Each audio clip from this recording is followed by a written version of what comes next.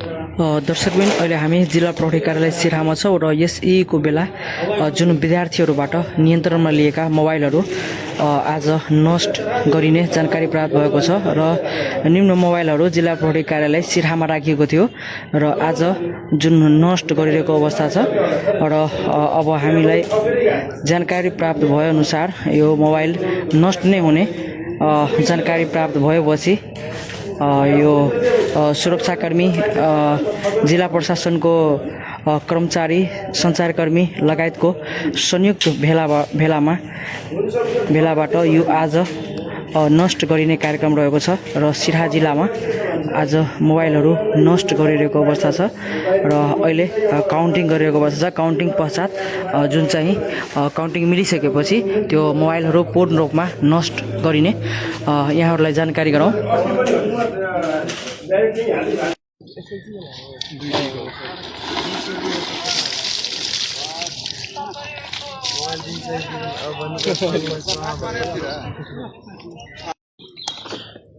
सिराहा जिल्लाबाट यो विभिन्न विद्यालयहरूबाट जुन एसईमा जुन चाहिँ नियन्त्रणमा लिएको मोबाइलहरू आज जिल्ला प्रहरी कार्यालयको परिसरमा यो ड्रममा पानी छ र मोबाइल भित्र राखेर नष्ट गरिरहेको अवस्था छ।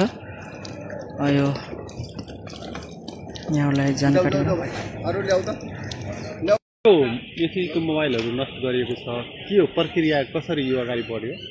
यो एसईको मात्रै होइन, यसमा एसई र प्लस टू दुईटैको हो। सिराहा जिल्लाभरिमा प्रत्येक परीक्षा केन्द्रबाट जुन परीक्षा केन्द्रबाट जुन अनुगमन समिति थियो अनुगमनको क्रममा जुन जफमा लिएको हो हलभित्रबाट त्यो सबै मोबाइल र स्मार्ट वाचहरूलाई टोटल दुईटै एसई र प्लस टू दुईटै गरेर 496 मोबाइल अनि 5 त्यो स्मार्ट वाच दुईटै गरेर नष्ट गरेको छ। अब यसमा नष्ट गर्नलाई अब हाम्रो प्रदेश स्तरीय शिक्षा मन्त्रालयकै त्यहाँको निर्णय पनि छ, त्यसको आधारमा अनि यहाँ जिल्ला परीक्षा समन्वय समितिको निर्णय छ, दुई तिनचोटिको पटकको निर्णय पनि छ, एसएलसीको र पनि एसईको र प्लस टूको दुईटैको त्यही निर्णयको आधारमा हाम्रो एउटा सरहरूले नै त्यो निर्णय कार्यान्वयन गर्नको लागि एउटा उपसमिति गठन गर्नुभयो हाम्रो, त्यही उपसमितिले त्यही निर्णयहरू कार्यान्वयन गरेको छ।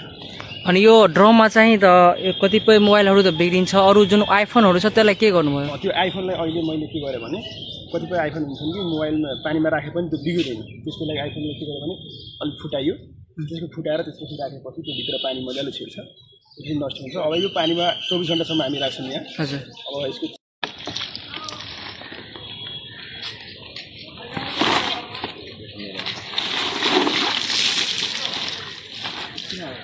सिधै माछै उजुलै छ एसीको मोबाइल हो नि, तैरिने पनि बनाउनु पर्छ अनि वाटरप्रुफ छुट्टै व्यवस्था फुटाएर अब जुन यो ड्रममा त हाल्यो होइन, अब यसपछिको प्रक्रिया के छ? यसपछि अब तपाईँ यसमा यसलाई अब फेरि बोरामा राखेर त्यसपछि फेरि मुटुको उठाएर फेरि तपाईँको अब स्टोर गरेर राख्ने भनेर हाम्रो चाहिँ समन्वयकाले प्रमुखले त्यही भन्नुभएको छ। काउन्टिङ सुलिसले के भन्नुभएको छ भने यसलाई अब 24 घण्टा पानीमा राख्ने, पानीमा राखिसकेपछि यसलाई फेरि तपाईँको बोरामा प्याक गरेर मुटुको उठाएर फेरि यसलाई चाहिँ स्टोरमा राख्ने भनेर भन्नुभएको छ। हजुर 24 घण्टा यसलाई पानीमा राख्नुपर्छ।